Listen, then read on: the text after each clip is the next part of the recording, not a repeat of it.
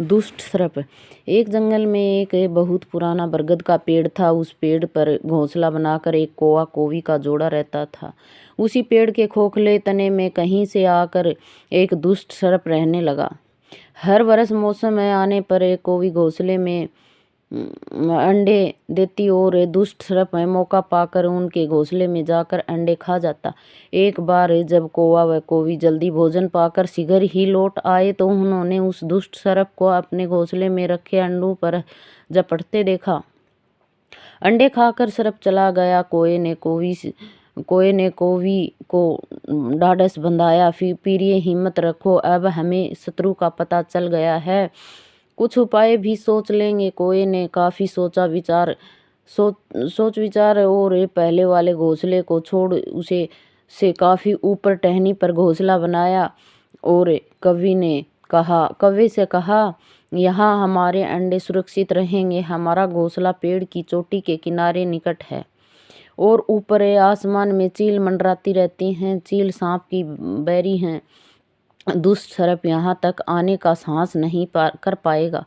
कौवे की बात मानकर कौवी ने नए घोंसले में अंडे सुरक्षित रहे और उनमें से बच्चे भी निकल आए। उधर से सर्प उनका घोंसला खाली देखकर यह समझा कि उसके डर से कौवा कौवी शायद वहां से चले गए हैं, पर दुष्ट सर्प तो है लेता रहता था। उसने देखा कि कौवा कौवी उसी पेड़ से डरते उड़ते हैं और लौटते भी वही हैं। उसे यह समझते देर नहीं लगी कि उन्होंने नया घोंसला उसी पेड़ पर ऊपर बना रखा है। एक दिन सर्प खोह से निकला और उसने कौवों का नया घोंसला खोज लिया। घोंसले में कौवा दंपत्ति के 3 नवजात शिशु थे। दुष्ट सर्प उन्हें एक एक करके गपागप निगल गया और अपने खोह में लौटकर डकारे लेने लगा। कौवा व कौवी लौटे तो घोंसला खाली पाकर सन्न रह गए। घोंसले में हुए टूट फूट व नन्हे कौवों के कोमल पंख बिखरे देखकर वह सारा माजरा समझ गए। कौवी की छाती तो दुख से फटने लगी। कौवी बिलख उठी, तो क्या हर वर्ष मेरे बच्चे सांप का भोजन बनते रहेंगे?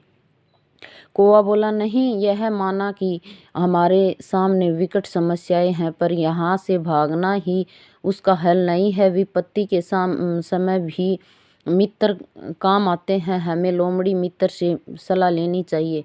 दोनों तुरंत ही लोमड़ी के पास गए। लोमड़ी ने अपने मित्रों की दुख भरी कहानी सुनी। उसने कौवा तथा कौवी के आंसू पूछे। लोमड़ी ने काफी सोचने के बाद कहा, मित्रों, तुम्हें वह पेड़ छोड़कर जाने की जरूरत नहीं है। मेरे दिमाग में एक तरकीब आ रही है जिससे उस दुष्ट सर्प से छुटकारा पाया जा सकता है। लोमड़ी ने अपने चतुर दिमाग में आई तरकीब बताई। लोमड़ी की तरकीब सुनकर कौवा कौवी खुशी से उछल उठे।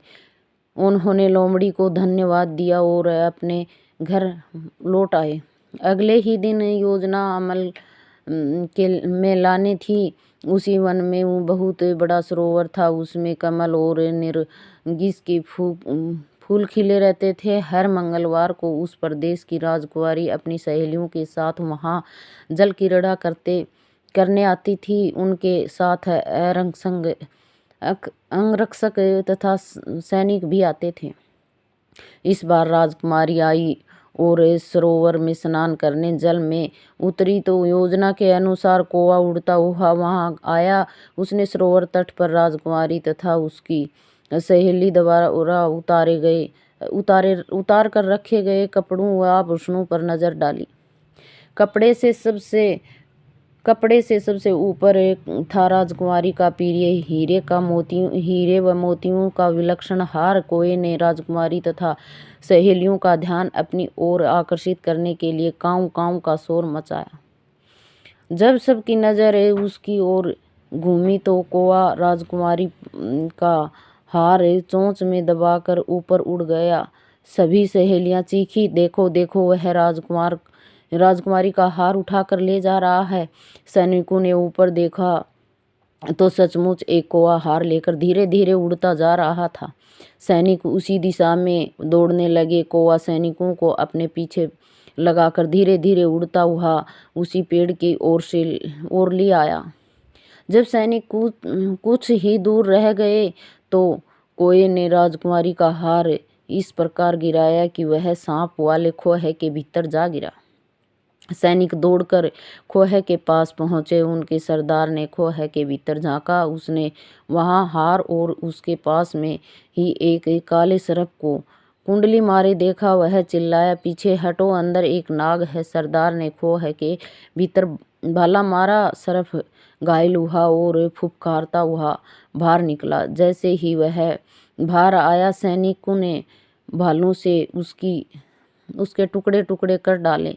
सीख: बुद्धि का प्रयोग करके हर संकट का हल निकाला जा सकता है।